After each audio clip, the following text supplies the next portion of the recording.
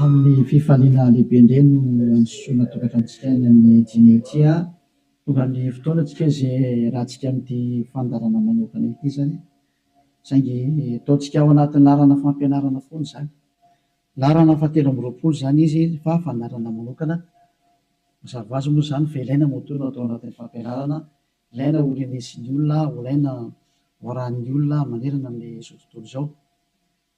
Afaka manaraka nareo amin'ny teny frantsay ao amin'ny YouTube Yahushua TV français. Afaka manaraka nareo amin'ny teny anglais ao amin'ny Yahushua TV Yahushua TV zay mihitsy rehefa sita anglais zay.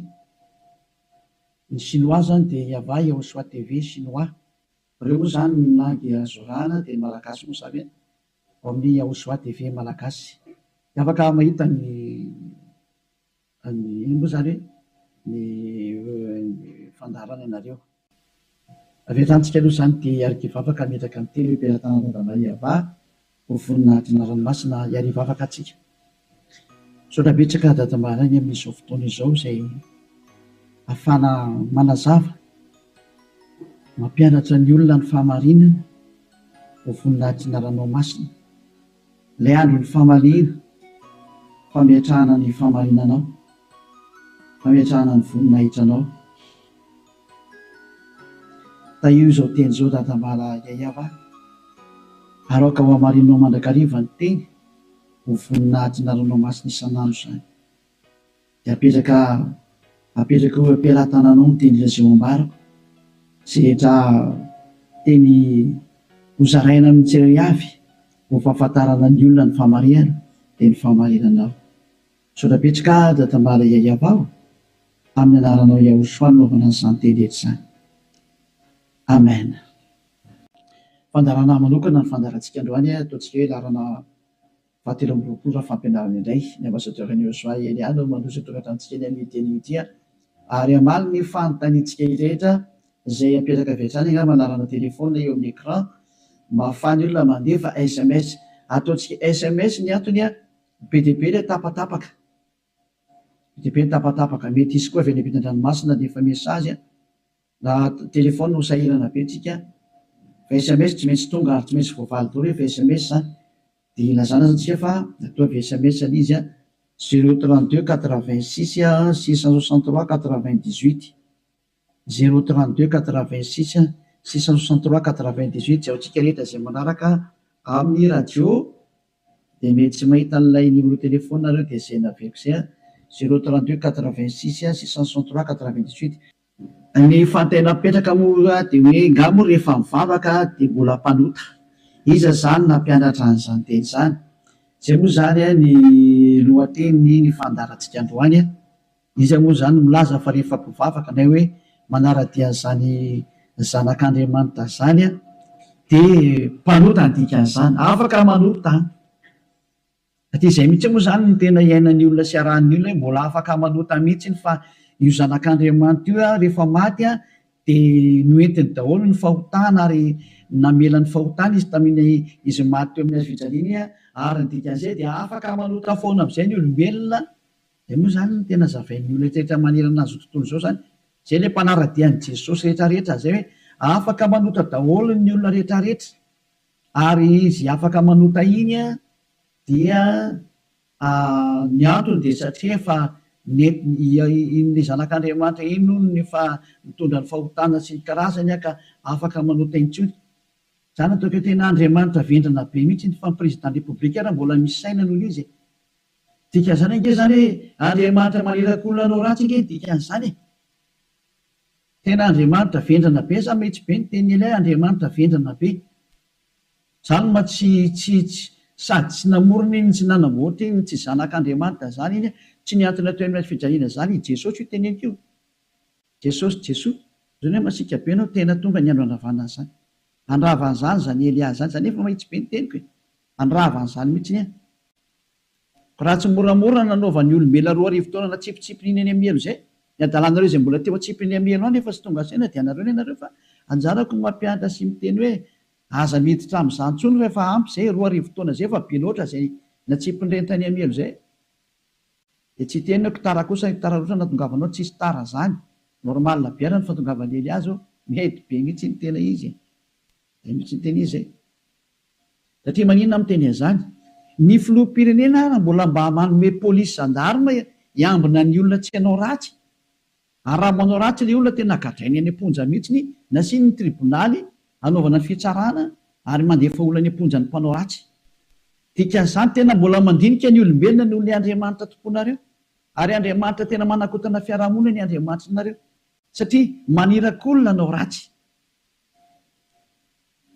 hoe tsy maninona fa mahazo manao ratsy ianao fa beba fotsiny rehefa tonga sabotsy lahady avy areno indray rehefa avy eo dia beba sabotsy lahady mazava be ny teny ely ahy hoe ny filoham-pirenena raha mbola misy saina ary ny premier ministre malagasy raha mbola misy saina raha malagasy no resahana dia ny premier ministre nareo ny tanàna izay misy nareo any raha ny Amerika izany dia ny filoham-pirenenareo no mbola misy saina noho ilay jizasinareo na any amin'ny Frantsa dia ny filoham-pirenenareo mbola misy saina noho Jésus nareo satria ireny ana mbola mitady ny hevitra ny tsy hampanotanareo sazinareo raha vao manao ratsy mbola misy saina noho ny Andriamanitra nonge ho any filoham-pirenena dikan'izao mbola misy fahendrena ny filoham-pirenena sy ny premier ministre sy ministra noho ny Andriamanitra tomponareo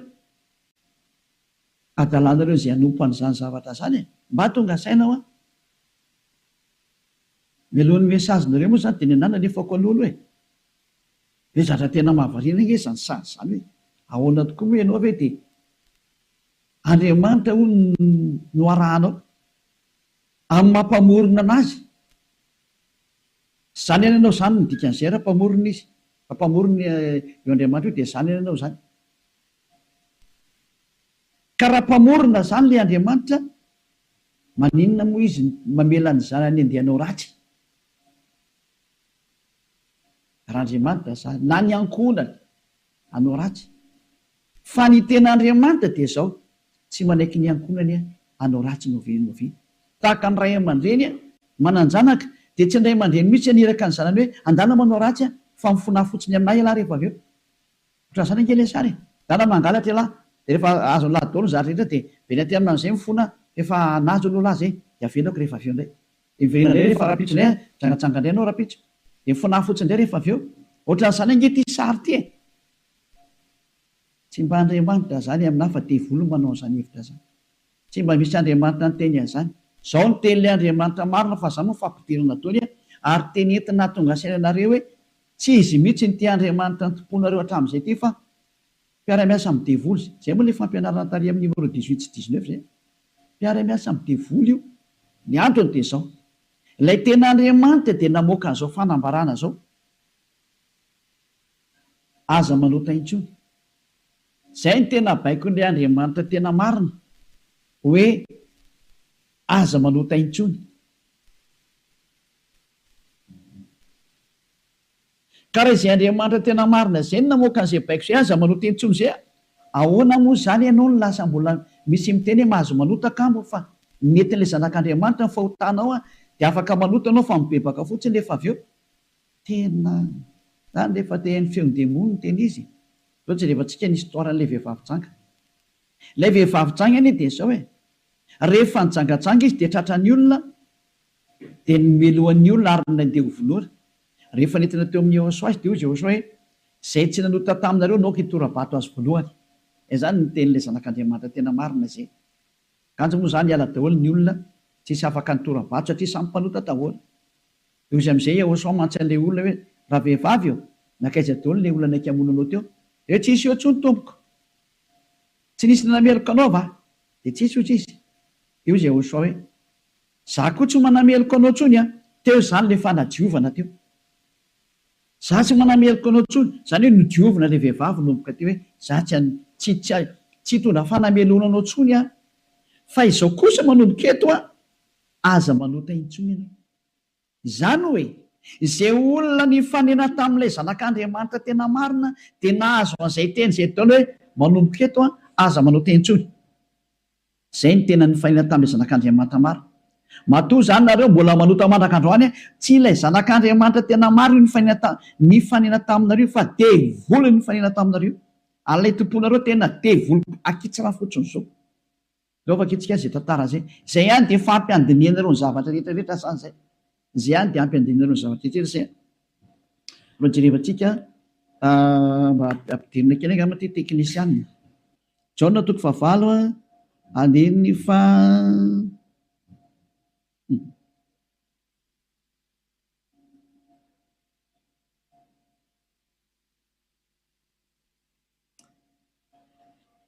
Jaona 9 andininy fa 7. Ary raha nandre zany izy dia nivoaka tsiray hatramin'ny zokonjokony ka hatrany amin'ny zandrinjandriny. Ary Yahosoa irery ihany no sisa teo sy ilay vehivavy. Ka rehefa nitraka Yahosoa dia izy taminy, raha vehivavy aiza ireny? Tsy nisy nanameloka anao va? Ary hoy izy, tsy misy tompoko. Dia hoy Yahosoa, za koa tsy manameloka anao. Zay ilay hoe le famindram-pony mandeha voalohany. Dia hoy izy hoe, za koa tsy manameloka anao. Ary aoriana le famindram-po amin'izay na le fanadiovana, le teny manafaka anao dia misy toy le teny hoe mandehana. Ary amin'izao sisa izao aza manota intsony. Zay zany no toy ny teny Yahosoa hoe aza manota intsony aorianan'izao zavatra niaonanao tamiko izao.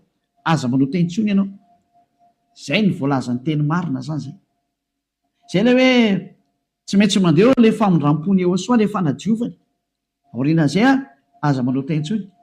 Aneny Jesosy kosa dia manontany foana. Fa rehefa avy eo mifona indray dia manontany ihany dia mifona. Jerevantsika deo aloha zay melony natongavan'ny SMS nareo amin'ny fanontanianareo hoe ngamo mbola mahazo manota rehefa tafaraka amin'io Andriamanitra marina io. Valy teny ny devoly miteny hoe mahazo manota. Fa le Andriamanitra marina miteny hoe tsy mahazo manota intsony.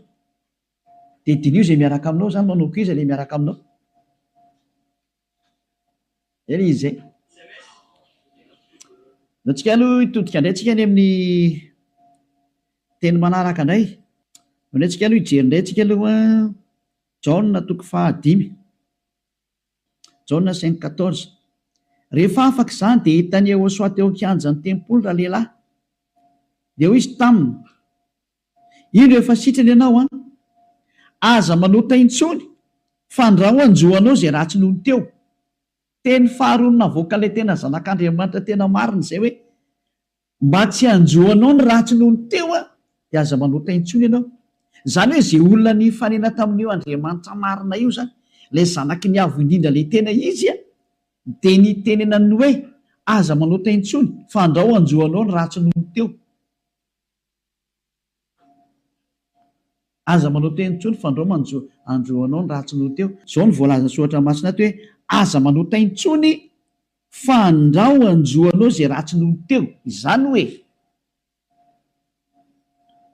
mazava be zany ny tenin'ilay zanak'Andriamanitra fa rehefa tafaraka aminy dia tsy mahazo manao ratsy intsony.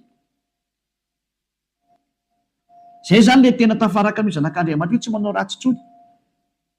Nao tsika aloha hitsa ny teny manaraka indray tsika aloha. Roa zany zay no ahitantsika hoe tena tsy mahazo manao ratsy tafaraka amin'io Andriamanitra io zany. Vakentsika indray ny Jaona 1. Dao ndraiky itsika mbola hijery teny hoe ahoana marina ny teny io zanak'Andriamanitra io hoe mety ve le manota zany. Andao hidirana antsika indray amin'ilay Jaona 1:1. Ato indray tsika fa ity ny fefenan'izy menakavy. Ao amin'ny 9 ato daholo Jesosy no miafina. Ty ny fefenan' Jesosy ty. Jesosy tena zahatra tena tsy izy mihitsy. Jesosy Jesoa ity ny afenany. Jaona 1:1 9 mihaino daholo zany Jesosy menakavy amin'ity teny ity. Raha hoy isika tsy manana ota isika dia mamita tena ary ny marina tsy ato anatintsika. Zay zany aloha zany ny teny voalohany zay. Hoe raha tsy manana ota ny ontsika dia mamita tena ary ny marina tsy ao anatintsika. Fa raha miaiky ny fahotantsika isika dia matoky sy marina izy ka mamela ny fahotantsika sy manadio antsika ho afaka amin'ny tsy fahamarina rehetrarehetra. Zay dia toy izao ihany. Raha hoy isika tsy nanota isika dia mampandainga azy ary ny teniny tsy ato anatintsika. Dia io faran'io nitazomy zareo amin'izay hoe raha hoy isika hoe tsy nanota isika dia mampandainga azy ary ny teniny tsy ao anatintsika. Tazomin'ny Amerikanina io, Frantsay, ny Anglisy, ny Alemaina, Malagasy, ny Afrikanina rehetra zao tontolo zao dia miara-mitazana io teny io ka miteny hoe tsy maintsy manota hony araka ny tenin'ny apôstôly Jona. Ary raha ohatra ny sanatrehan'izany apôstôly Jona tokoa nampianatra an'izany, efa any amin'ny elo Jona amin'izao tsika miteny izao ary mitony kitoza araka ny teninareo. Raha tena izany tokoa ny tiany tenenina tamin'io. Raha i Jona no nitarika ny olona hanohitra ny tenin'ny Jehosoa, ilay zanak'Andriamanitra tena marina, ka ny teny zany Jona zany nanohitra ny tenin'ny Jehosoa le hoe aza manota intsony fandrao anjoanao ny ratsy noho teo. Ka i Jona indray no miteny hoe mahazo manota ka moa fa raha tsy mpanota dia mampandainga an'Andriamanitra nareo. Dia miteny aminareo fa efa any amin'ny elo Jona amin'izao tsika miteny izao. Ary mahitsy be ny tenin'ny ely hafa tsy sangina mihitsy izany teny izany. Any amin'ny elo Jona na hoe Ioanana. Satria navita nanohitra ny Jehosoa, ka zay manohitra ny Jehosoa na apôstôly na iza na anjely na iza na fanahy masina na fanahy iny, any amin'ny elo zay manohitra ny Jehosoa. Satria ny tenin'ny Jehosoa dia tenin'ny dada Iava. Tahaka ny Elia tsy manohitra ny tenin'ny Jehosoa mihitsy. Mazava zany izay teny izay. Ka raha io teny io ny afina fenanareo dia miara-mitsipy any amin'ny elo miaraka amin'ny Jona nareo satria nanohitra ny tenin'ny Jehosoa. Satria ny tenin'ny Jehosoa dia ny teny mihitsy hoe aza manota intsony. Ka raha ohatra ireo milaza fa i Jona no nampanota anareo, miara-mitsipy amin'ny Jona any amin'ny elo nareo. Fa tsisy Andriamanitra tia lalan'izay Jona zany na tia lalanao. Fa i Jona sy ny olombelona dia mitovy ihany. Ka raha nanohitra ny tenin'ny Jehosoa zany Jona zany any amin'ny elo izy amin'izao tsika miteny izao. Dia any amin'ny elo tahaka anareo rehetra rehetra. Dahora jerevantsika le fandehan'ilay teny azy. Inona tonga ny Jona ny teny an'io? Ny olona izay mbola tsy tonga amin'ny Jehosoa, raha izy no miteny hoe tsy manana ota za, dia mamita teny izy ary ny marina tsy ao anatiny. Izay ny dikan'ilay aty amin'ny 9:9 sy 10 hoe raha hoy isika tsy nanota isika dia mampandainga azy. Satria ny olona rehetra tokoa dia tena mpanota daholo. Ary ny tenin'Andriamanitra dia milaza mihitsy fa ny olona dia mpanota. Samy nanota izy rehetra ka tsy esy manana ny voninahitra avy amin'Andriamanitra. Reny le izy reny. Raha mbola tsy tonga amin'ny Jehosoa ilay olona dia tsy maintsy mpanota izy. Izay ny dikan'io teny io. Izay ny dikany hoe raha misy miteny hoe tsy manana ota dia mpamita tena ary ny marina tsy ao anatiny. Satria ianao raha mbola tsy tonga amin'ny Jehosoa dia tsy maintsy mpanota ianao. Ary izany ny ilazana amin'ny Jesosy dia olona miaraka amin'ireny fa olona mpanota ireny satria tsy mbola tonga aty amin'ilay tena izy. Fa ao amin'ilay pisoloky nareo no nandeha. Dia hoy ilay pisoloky mahatsinareo hoe mpanota nareo. Pisoloky io tsy niantona teo amin'ny fijaliana Jehova zatra mpamitaka io. Samy mijery ny marina tsika. Mioka anao teo ny tenin'ilay zanak'Andriamanitra. Ny tenin'ilay zanaky ny avindrina fa mioka anao teo e. Kaza mamaly tsony ianao. Fa ny tany sy ny lanitra ho levina hoy Jehosoa fa ny teniko tsy ho levina mandrakizay. Aza hoe izay teny izay. Ka raha ny teny izy hoe aza manota intsony dia tsy misy mahazo manapotika izay teny izay. Matthieu 24 firy angamba nisy loatra jevantsika kely teny. Hitina kely ihany tsika aloha. Matthieu 24:35 sa 33. Ao jerevantsika kely aloha. Matthieu 24:35. Matthieu 24:35. Ny lanitra sy ny tany ho levina fa ny teniko tsy mba ho levina. Ny lanitra sy ny tany ho levina ozy ilay teny fa ny teniko tsy mba ho levina. Izany hoe ilay teny hoe aza manota intsony tsy ho levina mandrakizay. Ka raha nisy nandevina an'iny dia vory izay nandevina an'iny. Raha nisy ny teny izany hoe tsy maintsy mpanota nareo ka, tsy maintsy manota nareo ka, dia manohitra an'ilay teny ilay zanak'Andriamanitra amin'ny teny hoe aza manota intsony. Ka raha misy izany nampianatra nareo hoe tsy maintsy manota, dia ny kontra n'io tenin'ilay zanak'Andriamanitra marina io. Ary rehefa ny kontra ny teniny dia devoly izay nanohitra anazy. Satria ny teniko izy tsy azo levonina. Izany tonga namiteny hoe tandremy ianao tsy misy Jona ny teny taminao mihitsy hoe ndany ianao manota fa ny agigenao mahatonga anao miteniteny foana eo. Ianao no te hanao zavatra tsy manjary amin'io Andriamanitra marina io. Ianao no te hanao ratsy ihany dia ilay Andriamanitra marina no endrikendrehanao. Daholo aloha tsika anaraka an'ilay teny izany. Ohatrany ohatra mafimafy be ny teninao ambassadeur. Tena tsy mafy izany. Any raha ny mora indrindra tokony renisy ny sofinao izany fa tokony mafimafy noho izany no tokony hoeninao satria be izay nahadalana nataonareo izay ve. Tsy hoe heverinareo fa faly aminareo Andriamanitra tokony fampianarana io. izy very miteny hoe aza manota intsony de nareo nefa ry mamaly hoe tsy maintsy manota fa tsy possible mihitsy izy zany. Nareo ny te araka amin'le Andriamanitra tsy izy nareo any de ny famarina le Andriamanitra kosa ny potipotenareo. Iza mampanaonao an'izany kosa ny ianao? Daoary Jaona voalohany toko voalohany 9:9. Koa raha hoy isika hoe tsy manana ota isika dia mamita tena ary ny marina tsy ao anatsika. Zay aloha zany le hoe raha misy mbola sy tonga ao amin'ny Yehosoa anao de mpanota ianao ka raha ianao raha mbola sy tonga ao amin'ny Yehosoa no miteny hoe za tonga tsy mpanota intsony de mpandainga ary mpamita tena. Zay no mahatonga an'izay niaraka tamin'i Jesoa rehetrarehetra na Jesoa tsy haiko fazan'ireo azy Jesus ny teny daholo nareo hoe mpanota satria tsy mbola tonga ao amin'ilay izy nareo de tsy maintsy miteny mpanota nareo, porofo mitohaka amin'ny tendanareo fa tsy mbola tonga ao amin'ilay tena le zanaky ny avy nareo fa pisoloko miaraka aminareo sady mpandainga ny pisoloko tsy niantona teo amin'ny fijaliana zany kory na ny kely ary tsy nanitsaka tete kory ny ary ny tongotro io. Toizantsika amin'izay ny 9:7. Fa raha miaiky ny fahotantsika isika, mila miaiky ny fahotanao ianao zany dikan'izay de mahatoky sy marina izy ka mamela ny fahotantsika, tena tade mamela izy raha miaiky itsika ary manadio antsika ho afaka amin'ny tsy fahamarinana rehetrarehetra, afaka daholo ny tsy fahamarinanao rehetrarehetra hatrany amin'ny fieritreretana ratsy voadio daholo mihitsy. Tsy mety manana saina ratsy mihitsy fa tsara foana ny saina, tsy mety mandeha makany amin'ny zavatra ratsy mihitsy izy fa ho an'ny Yehosoa daholo ny zavatra rehetra. Zay ny fiainany dia ho an'ny Yehosoa, velona ho an'ny Yehosoa, miara-mipetraka amin'ny Yehosoa, miaina ho an'ny Yehosoa, Yehosoa ny antony fivelomany.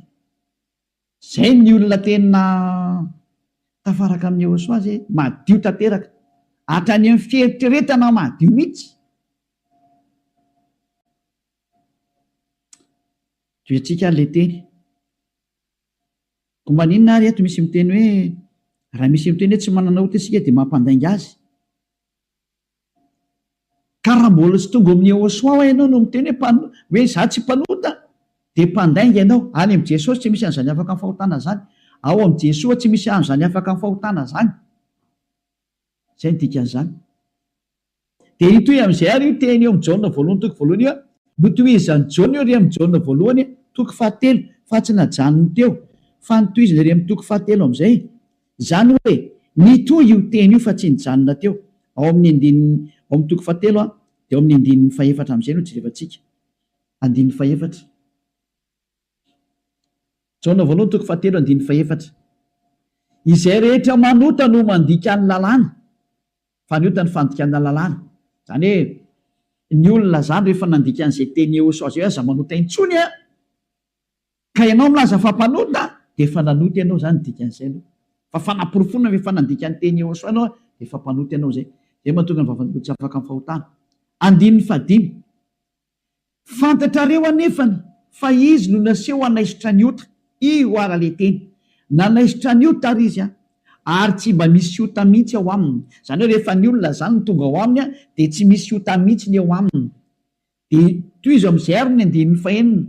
Izay rehetra mitoetra ao aminy ara dia tsy manota. Niza zany tafaraka amin'ny Yehosoa dia tsy manota intsony. Zay ny tena nytenenin'ny Jaona zay. Ary taorian'ny fananarany tarikatra amin'ny Jaona voalohany toko voalohany 9:9 dia nitsindriny amin'izay ny teniny fa rehefa tonga ato amin'ny Yehosoa kosa nareo dia tsy manota intsony. Ary zany hoe raha mbola sy tonga ao amin'ny Yehosoa nareo dia mpanota nareo.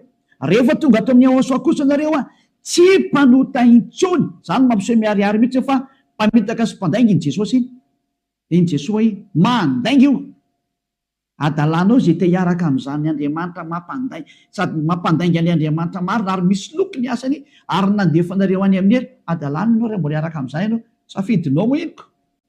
Raha tsy inga amin'ny miaramila ny devolika ianao dia naika an'izany famononanao zany. Fa raha olombelona normal maheno ny hery amin'ny teny tonga saina daholo ary tsisy manaiky fitahana intsony. Adino eko anareo ny fanaporofona. Io iny izy io toy antsika eo amin'ny 9:9. Izay rehetra mitoetra ao aminy dia tsy manota. Niza zany mitoetra ao amin'io Yehosoa io dia tsy manota intsony izy fa izay rehetra manota ozy izy ao nitenin'ny Jaona amizay dia sady tsy nahita anazy ary tsy mahalala anazy. Tsy netan'io zanak'Andriamanitra maro io nareo. Midika zany fa i Jesosy dia tsy zanak'Andriamanitra. Jesoa dia tsy zanak'Andriamanitra maro. Tsy izy io. Pisy loka ary mpamitaka satria nampanota anareo foana hatramin'izay. 2 taona nareo mipetraka atao anatin'ny fahotana. Tsy afaka anareo zany ny dikan'izay. Mbola hiteny any venareo fa marina ny lalakaleana. Toizantsika ihany ny teny Jaona satria Jaona ihany nampanganareo dia ileo Jaona koa ny namafy ny teniny. Jaona voalohany ihany 7:9 daoarany. 9:7 moa vakitsika. Aleo 9:9 aloha tenentsika ny tenin'ny apôstôly Jaona.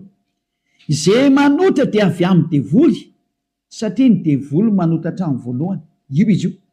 Niza zany manota dia avy any amin'ny devoly zay satria efa tonga Jehosoa manala amin'ny fahotana.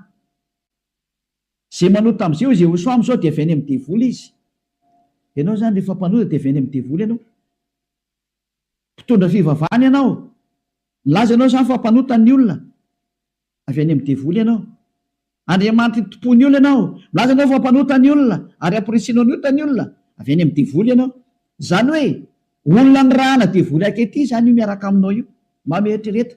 Mbola tsy tonga sena miteny mandeha ihany ianao. Asakasakanao aloha fa zay le fandarana androany fanavotany ity.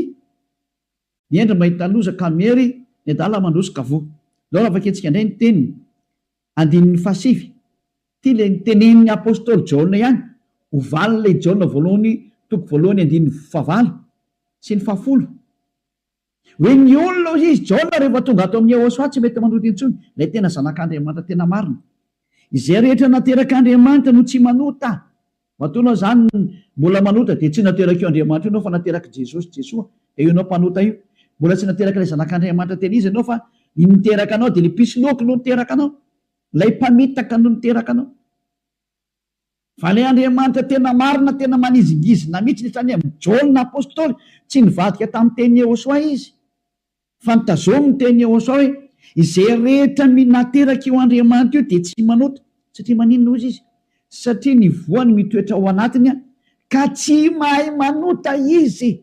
Tena tsindriana fandroany. Tsy mahay manota izy. Fa maninona hoy satria nateraka Andriamanitra. Izy zany nateraka io Andriamanitra io dia tsy manota intsony. Fa zay nateraka ny devoly io manota foana ary miteny hoe tsy maintsy manota sy ny karazana. Devoly ny rainy. Soratra masina daholo miteny anio tsy misy nidirany Elia mihitsy ny zanona kely fa samy soratra masina jerevantsika ary konfirmeny Elia mihitsy ny teny le zanak'Andriamanitra marina ilay maty teo amin'ny azy fijaliana hoe aza manota intsony. Zay ny tena teneny ao anatin'ny baibolinareo zany teny zany. Ao anatin'ny baibolinareo zany teny zany fa tsy zany namorona. Andana vakeo efa fanomeko tarihan'ny voavonanomboka ny fandarana. Ao anatin'ny baibolinareo le izy. Ary rehefa avy eo dia nitsindrin'ny apôstôly amin'izay zany teny hita zany. Mbola nampiny ao amin'ny Jaona voalohany 5:5 mbola nampiny teny akaiky indray 9:9 Jaona voalohany 5:18 ty indraingy ny teny manaraka. Jaona voalohany 5:18 mbola nitsindrin'ny Jaona daholo ny teniny. Io zany tsy Jaona akory no makany amelo sanatria zany fa ianareo no makany amelo zay nanendrikendrika ny Jaona. Nanendrikendrika ny apôstôly Jaona salary Saolina salary Ioananina. Ianareo zay nanendrikendrika anazy mitsipy makany amin'ny elo fa tsy satria tena niteny mihitsimihitsiny ty nefa naporofona manaraka. Mbola Jaona ihany no teny aty. Fantatsika fa izay rehetra nateraka Andriamanitra dia tsy manota. Fa izay nateraka Andriamanitra dia miaro ny tenany ka tsy mikasikazy akory ilay ratsy. Tsy azo ny devoly kasihana mihitsy ny olona miaraka amin'io Andriamanitra marina io. Izay nateraka io Andriamanitra io. Matoa ianao mbola mpanota nateraka devoly ianao. Zay miaraka aminao zany mpiara-miasa amin'ny devoly ny dikan'izay. Zay ilay fampianarana numéro 18 sy 19. Hoe mpiara-miasa amin'ny devoly io Jesosy Jesosy Jésus Jesus-nao io ry Amerikanina. Ary frantsay ry anglisy avy any aminareo fampianarana io. Nareo no mitondra ny unité nakety atody kely amakany aminareo mihitsy n'izao ny teny. Ao ny teny io. Nampianaranareo dao zao toy izao lasa mpanota. Ahoana? Pozinareo ny olona. Zao le Jesosy nareo zao. Vao tsy tonga saina ihany. Vonoanareo daholo ny olona teto ambony ity tany ity. Matinareo ohatrany amin'ny malagasy rehetra rehetra. nampidirina ireo zava-dosany teto amin'ny tanin'ny malagasy, tany amin'ny tanin'ny frantsay, tany amin'ny tanin'ny anglisy, izy tompony ihany moa zany. Andriamanitra tsy izy natsofoko ny tena mampalahelo be le sary misy. Velantsika any zany rehetra zany fa ny eny ao mahita losaka meny adala malosaka voe. Toy antsika amin'izay ny teny ary tia nentiko amaranana anazy dia afaka miditra daholo amin'izay tsika amin'ny mesazy satria efa 37 minutes izay ny resako dia afaka miditra daholo amin'izay nareo. Araka ny bokin'ny misy ny Hebreo toko 10 andininy 420 ho an'ireo izay milaza fampanota na hoe mifona dia mivavaka dia mifona dia manao ratsy dia mivavaka dia manao ratsy dia mifona moa e, manao ratsy dia mifona dia manao ratsy dia mifona. Ity ny tenin'Andriamanitra nomena anareo ho an'ilay olona manao an'izany adalana minimanota zany. Izany nampianaran'i Jesoa anareo. Jesosy dia jereo zava-doza amina tambo tena fanohitra amin'ny soratra masina mihitsy nge teny izy. Dia hoe tena devolina nampianatra anareo an'ity resaka hoe tsy maintsy manota ity. Nareo no tsy afaka dia ilay Andriamanitra marina ny endrika andrianareo. Ny teny demolina ny tazominareo. Izay koa ny tena point ambony indrindra ato amin'ity fiarahan'Andriamanitra ity satria Andriamanitra io tsy mihaino mpanota.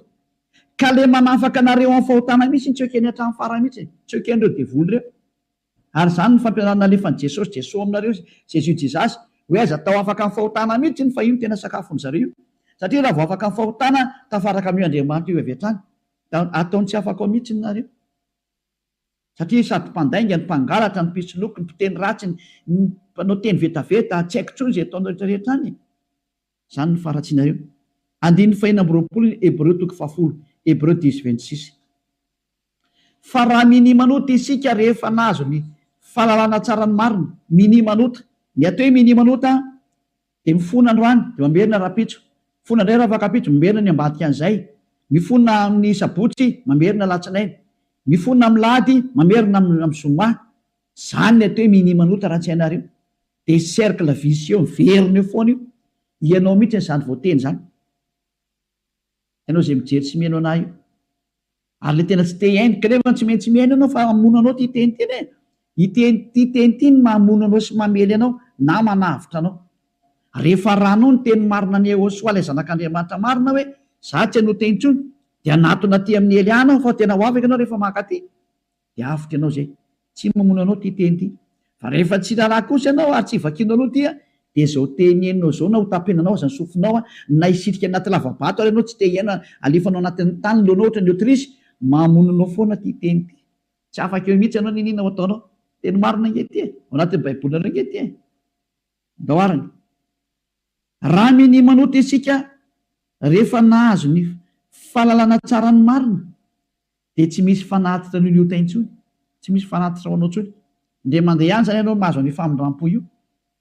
Dia ny aoriana izay tenin'ny famindram-po izay ohatra nataon'i Yehosoa hoe za tsy manameloko intsony, na hoe natao batisa tao amin'ny Yehosoa anao dia afaka, izay le tena izy zay. Dia izy amin'izay le zanak'Andriamanitra marina hoe tsy misy fanatitra noho ny ota intsony fa fiandrasana mahatahotra ao andiny fa 7:20 amin'ny fitsarana ho tsaraina ianao zany ary fahatezerana mirehitra izay andaniny fahavalo rehetra kosa. Lasa nivadika fahavalo ianao. Ny olona minimanota sy mpanota zany dia fahavalon'io Andriamanitra marina io ary miomana ianao amin'ny fandorana anao ary miomana ny amin'ny fitsarana izay milezana anao. Izay le hoe niaza mba maty ianao e. Ho hitantsika eo ny toyny nefa ny teny izao mbola velona zao dia efa mandeha ny famaliana. Tsy misy an'izany miala mora zany intsony zao e. Tadidio zany. Andro ny fahamaliana zao. Efa tapitra teo ny andro ny fanginana. Andro ny fahamaliana zao. Izay rehetra nanao an'io Andriamanitra marina sy nanambany sy nanao ratsy amin'io Andriamanitra marina io zany. Nanao tsinitsinina ny teniny sy nanambany ny teniny ela rehetrarehetra. Tsy misy hafamaina zany intsony zao. Nanao tsinitsinina ny teniny sy ny asany rehetrarehetra, aza mamana tena an'izany hoe miala maina zany. Nanao kasiparana ny teniny. Izy milaza fa afaka amin'ny fahotana izay miaraka aminy. Ianao ry maneritra hoe tsy manino, tsisy an'izany fa ama olombelanao mikomprandra anao izy. Taiza nisy Andriamanitra mikomprandra anao? Raha ny komprandra izy tsy nalefa ny safidrano. Raha ny komprandra izy tsy nalefa ny dao zao karazana retina zao. Raha ny komprandra izy tsy nataony maty ianao. Ary raha ny komprandra izy tsy natsipiny amin'ny helo ny olona. Ary raha ny komprandra izy tokony tsy nandevoziny zanak'Israely. Fa nandevoziny hatrany mandrakizao mbola mijaly foana ny verinao amin'ny tany izy mbola fahoriana foana. tsy micomprendre anao zany io Andriamanitra io fa asory anatin'ilay atodoanao zany. Tsisy Andriamanitra micomprendre anao zany. Ty ihany ny fantany aza manota intsony zay niteneny dia tazoma rehefa teo any aminy. Izy koa ngeny tompony lanitra ny lanitra eo ka tsy anao nitsotsotso makany. Efa niteny izy fa masina ny Andriamanitra reo ary zay raka amiko tsy maintsy masina tahaka. Zay ny dika ilay hoe Matthieu 5:48. Matthieu 5:48 aoko tanteraka ianareo. Aleo zay ny amaranantsika azy tanteraka. Matthieu dia afaka miditra amin'izy nareo mesazinareo mba hafany be sy ny maro tafiditra daholo dia amaliko anazy. Matthieu 5:48. Koa amin'izany aoko tanteraka ianareo toy ny fahatanteran'irainareo zay any an-danitra. Ianao zany dia efa nomeny Yehosoa baiko hoe rehefa teo any amin'ny lanitra ny lanitra ianao aoka ianao tanteraka. Atao ny sitraponao atete an-tany tahaka ny any an-danitra any amin'ny lanitra ambony any zany. Manomboka eto ianao zany dia tsy maintsy tanteraka. Dikany tanteraka ao amin'ny teny Anglisy dia hoe perfect. Ary ny teny frantsay hoe parfait. Ianao zany mila parfait, perfect, tanteraka ozy ny tenin'Andriamanitra rehefa teo any amin'io Andriamanitra marina io. Fa ny olona zay tsy parfait tsy mahazo miditra makany zany. Ozy hoe ianao zany parfait mihitsy. Madio zany eritreritranao, voalazanao, madio be mihitsy ny eritreritra ary tena ho any Yehosoa reherery ny zavatra rehetra momba izany Elias. Donc efa kitsika teny zay hoe madio ohatra ny mieritreritra any bokin'ny Hébreu any angambany izy. Jevantsika Hébreu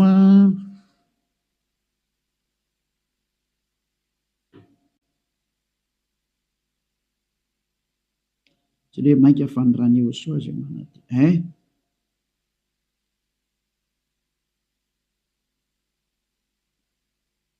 Izay mosany manadio ny eritreritra. Vakitsika amin'noko amin'ny 9:12 zany dia hatrary amin'ny 9:5 zany ty. 9:12. 16-17. Lova vakitsika amin'noko amin'ny 9:11. Hébreu 9. Amin'noko amin'ny 9:12. Fa Yehosoa kosa Hébreu 9 manomboka amin'ny 11 ka hatramin'ny 17 eo na 18 angamba vakitsika eo daholo. Fa Yehosoa kosa rehefa tonga ho mpisorona be ny amin'ny zatra tsara ho avy dia namaky teo amin'ny taberna kely lehibe lavitra sady tsara lavitra zay tsy natao tanana, zany hoe tsy misy an'izao zavatra rehetra izao. Ka tsy mba nitondra ranosy lahy izy na ranjan'akoho fa ny rano tenany dia niditra indray mandeha ho any amin'izay fitoerana masina ka nahazo fanavotana mandrakizay. Vadindrindra fa raha ny ranosy lahy sy ny ranombolary ny lavelom-batoton'ny vavy avy afafy amin'izay voaloto no mahamasina hatrany amin'ny fanadiovana ny nofo maika fa ny rany Yehosoa zay nanatitra ny tena tsy manantsinon'Andriamanitra tamin'ny alalan'ny fanahy mandrakizay no adio ny fieritreretanareo ho afaka amin'ny asa maty mba hanimponareo an'Andriamanitra velona. Tsy tomba tany amin'ny 15 fa teo amin'ny 14 dia hitantsika ilay zany io izy io. Zany hoe madio hatrany amin'ny eritreritra rehefa tonga amin'ny Yehosoa. Tsy misy maloto zany intsony eo aminazy. Afaka daholo ny zava-detra. Zany ilay tena Andriamanitra tena marina zany. Izay ilay tena niantona teo amin'ny fijaliana, izay ilay tena nandatsaka ny rany, izay ilay tena zanak'Andriamanitra marina indrindra. Izay ilay niteny hoe aza manota intsony ny anarany Yehosoa no anarany. Zao toriany Elias. Tsy azo ovaina koa izay anarana izay satria tsy misy anarana hafa nomenan'ny olona mba halanitra zao na famonjena. Ka rehefa Yehosoa ny anarany tsy azo ovana zavatra hafa intsony zay. Ary Yehosoa rery na vita nafaka amin'ny fahotana tsy azonao ovaina zavatra hafa na atao ovaina atao parallela amin'ny zavatra hafa. Devoly manao an'izany, mbola devoly koa manao an'izay. Io nareo tsisy afaka amin'ny fahotana io. Fa izay nanatona ny Yehosoa rehetra tamin'ny alalan'ny Elia ankehitriny afaka amin'ny fahotana daholo ary tena madio be daholo tsisy tsinontsony. Anjaranao sisa mandray fanapa-kevitra. Za miteny aza miaraka amin'ny Jesosy, Jesosy hoy miala atao. Rehefa te hitsipany amin'ny elo mipetraha ao. Efa miteny ho any amin'ny elo anao fa tsy solution zany. Ary anao tsy havita hanova-palitao fotsiny ao Jesosy. Tsy misy Jesosy afaka hanova-palitao zany fa 2 taona ianao namono olona zay. Aiza intsony ny vita madika tampoka fotsiny hoe tsika kosa fa tsy manota. Tsy afaka manao an'izany nareo satria maninona? Lay devoly lehibe nareo mihitsy ny eny mihinan-kanina amin'ny fahotana io ka ao namono nareo navelany ho afaka amin'ny fahotana. Tsy afaka ho zany mihitsy nareo izay miaraka amin'ny Jesosy. Moa Jesosy koa tsy afaka amin'izany. Samy voa daholo nareo. Fa endrena andao anatona ny Yehosoa hiaraka amin'ilay Andriamanitra Abrahama izay antsoina amin'ny anarany hoe Yahva. Andao hiaraka aminy. Andao hiaraka amin'ny Yehosoa ary andao hiaraka amin'ny Eliazy ho hitanareo maso. Mpanavitra zany Eliazy zany, mpamonjy zany, ary tsy manaiky ny faratsiana hatramin'ny farany. Tsy manaiky an'io Andriamanitra tsy izy io zany mihitsy. Tonga ny andro andravana ireny ary tena mandravy Eliazy ao. Zay koa ny asany atao hoe Eliazy, mandrava ny Andriamanitra tsy izy. Mirary izy soantsika rehetra ho faly nandeha izany teny zany. Mialamy Jesosy sy Jesoa, mialamy Jesosy tsy zasy, mahitsy be ny tenin'ny Eliazy. Rehefa te ho ripaka nareo dia mipetraho. Safidy io sisa. Ary rehefa te hitsipy any amin'ny elo nareo dia mipetraho. Efa niteny taminareo ampiara-dia amin'ny devoly io. Iraky Satana io hanipy olona any amin'ny elo. Azay ny mission io. Tsy niantona teo amin'ny fijaliana zany io fa lainga. Lainga zany. Tsy nandatsaka ny rano zany iny, lainga zany. Tsisy nataony zany teo. Fa mpamono iny ary tena pisoloky direkta fotsiny zao izy. Ny rahan'ny Satana izy amitaka anao mba ino zavatra tsy izy, ary anamboatraboatra lalana hoe Andriamanitra mpamindra fo ka mazo manao ny adalànao ianao fa mpamindra fonga io. Nefa hitanao tsara ny teny teo fa tsy mahazo miditra ny amin'ny lanitra lanitra zany mpanota zany. Fa vitan'i Jesosy, Jesosy ny teny taminao hoe izy mamindra fo fa Andriamanitra fitiavana io be famindram-ponga io Ary raha ny teny dada Eva za mamindra fo amin'izay tiako amindrana fo ho an'izay ty azy zany. Fa ny exploité ny devoly zay teny zay hoe izy no mamindra fo ka ataovy ny adalàna. Jereo amin'izany ny fanaovana famitany olombelona, izy no mpamindra fo fa manaova adalàna ina. Dia mitsipaka ny teny dada Eva hatramin'ny farany mihitsy nge. Ka niendra mahita loza ka miheny hitanao zao ny loza ny teneniko anao, mialamy Jesosy, mialamy Jesoa. Hitanao tsara izy zay, mazava be ny fanazavana teto, afaka nandefa mesazy zao tontolo zao. Samia mieritreritra zay tonga saina manapa-hevitra manarà ny Elia amin'izay, manatona ny Elia amin'izay. Tonga ny andro hiantsoana farany anareo rehetra rehetra. Tena tsy diko mihitsy hoe hiantsoana farany anareo rehetra rehetra. Dia mbola mihitsy ny fotoana miazaka zanareo. Tonga ny fanapoteny Andriamanitra tsy izy, tonga ny famerenana ny voninahitra ny dadanay Yahva. Tonga ny famerenana ny voninahitra inaran'ny Yehosoa, ilay zokinay malalanay, ilay maty teo amin'ny fijaliana noho ny aminareo olombelona mba hamonjy anareo. Tonga ny famerenana ny zany rehetrarehetra zany ankehitriny. Elia nanao anazy. Zany mahatonga ny Elia miantsoantso anareo hoe dieny mbola tsy mipokany aminao ny atezerany avo indrindra, maiza manapa-kevitra teny zao. Fa tsy maintsy ho tanteraka amin'ity taninareo ty teny ty hoe ho atao miavaka ny manompo an'Andriamanitra marina, Yahva zay dia Yehosoa, sy ny tsy manompo azy. Tsy maintsy ho aseho zay, tsy maintsy iseho zay. Voninahitra ho an-dadamala Yahva, saotra betsaka azitsika ny amin'izay teny mena zay, ary ny fandriany Elia dia tonga saina daholo ny rehetrarehetra hitodika ho any amin'ilay mpamorona anareo, ilay tianareo, Yehosoa no anarany. Hariva afatsika. Saotra betsaka dadamala Yahva. Taio zany teny zany. Fa tena teny hitondra soa sy fahasoavana amin'izay rehetra miaina, ary fahatsarana ho an'izay rehetra mandry. Fanavotana ny olona ny anton'izao fampianarana izao, ary fiantsoana ny olona hitodika sy hiverina ho any aminao. Valio antso ny tsirairay avy, valio teny ny tsirairay avy dadamala Yahva. Mamalia vavaka ianao, voninahitra anao mandrakizay, arovy ny teny izay nomeko satria avy any aminao ry. Arovy ny teny izay rehetra nambarako satria nomenao reny ho hanavotana ny olona hiverenao any aminao. Sokafy hatrany ny varavarana mahidirana izay mbola afaka miditra dada malalo Yahva. Vonjeo izay rehetra fatady ho faty, mba ho tonga soa aminao Yehosoa. Voninahitra anao mandrakizay. Amin'ny anaranao Yehosoa anaovana ny vavaka sy ny teny rehetra. Halleluia. Amen. Dia miraha sotrira samy teny Yehosoa ho amin'ny fitohizan'ny fiarantsika manaraka indray.